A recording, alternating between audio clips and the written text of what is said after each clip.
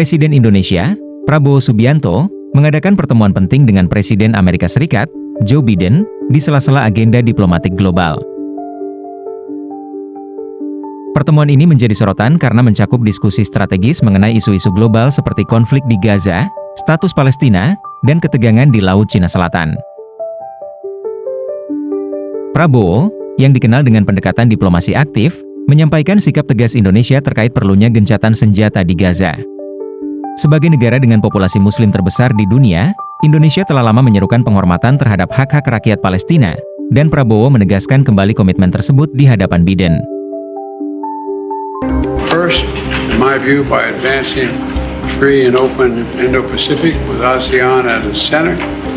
As two of the largest democracies in the world, it seems to me our nations have a special responsibility in this vision. Second, fighting the climate crisis. Indonesia is a critical player in the clean energy transition.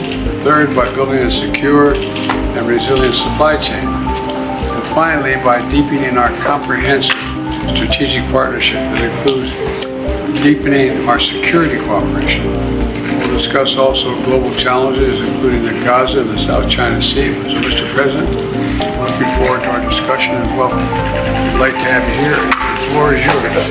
Thank you. Thank you, President Biden. Thank you for receiving me. United States for us is a very great friend. United States supported us in our struggle for independence and helped us many times in our time of need. Therefore, I will work very hard to strengthen Indonesian-United States relationship, and I would like to work towards this end, that we have a strong cooperation. Once again, President Biden, thank you very much for Thank you. Look forward to our discussion. Thank you, sir. Thank you. Ya, kita bahas itu. Saya tetap menyarankan two-state solution. Sebetulnya mereka juga setuju. Kita bekerja, kita berharap untuk bisa gencatan senjata segera. Ya, Laut Cina Selatan kita bahas. Saya katakan kita ingin kerjasama dengan semua pihak. Kita menghormati semua kekuatan, tapi kita juga akan tetap mempertahankan kedaulatan kita. Ya, tapi kita saya memilih selalu mencari peluang untuk kerjasama.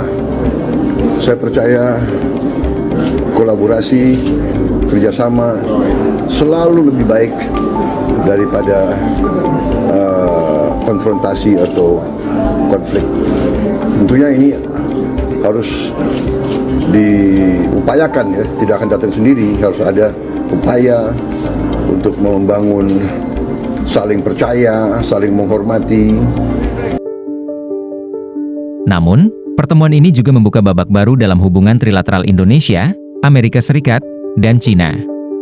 Joe Biden, yang secara terang-terangan mendukung Israel dalam konflik di Timur Tengah, menyampaikan pandangannya yang berseberangan dengan banyak negara berkembang, termasuk sikap mayoritas dunia Muslim.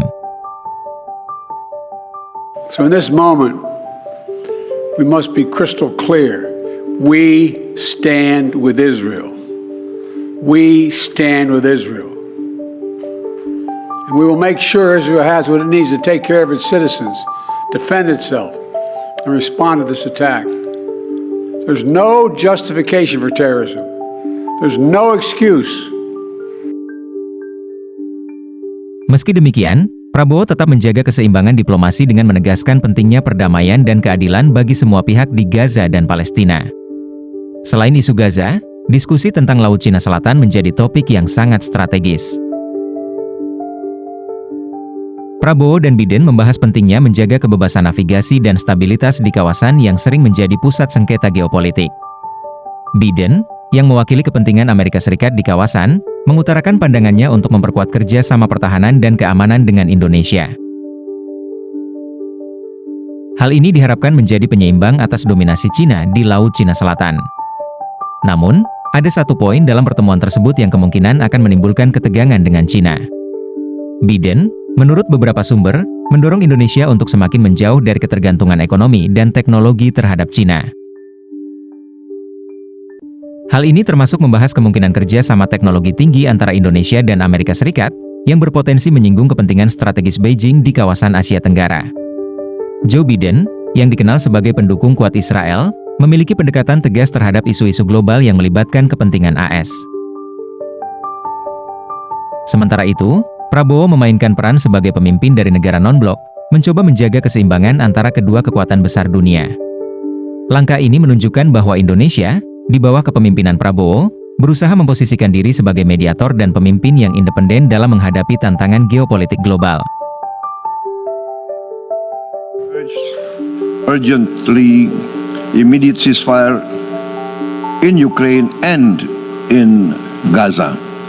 Let us not hesitate to go forward and urge the participants in the region to achieve this ceasefire. For us, this is vital for the achievement of peace and stability. Only by peace and stability we can overcome poverty and hunger. We also urge countries of the G20 to use their collective strengths to strengthen multilateral efforts on this issue. Thank you.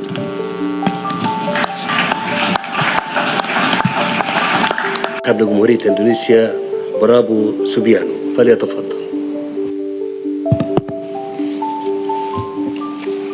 Bismillahirrahmanirrahim. Assalamualaikum warahmatullahi wabarakatuh.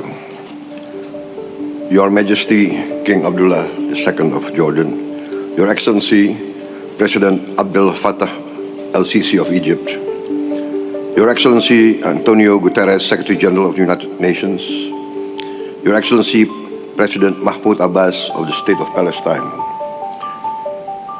On behalf of the government of Indonesia, I would like to thank Jordan, Egypt, and the United Nations for convening and hosting this crucial meeting.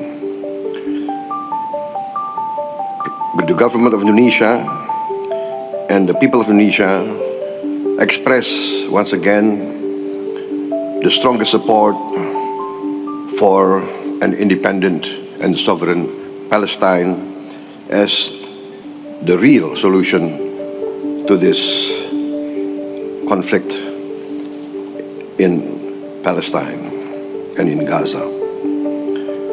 We look with the world today with horror, dismay, and astonishment at the fact that nations that consider themselves modern and civilized can perpetrate flagrant violations of international humanitarian law.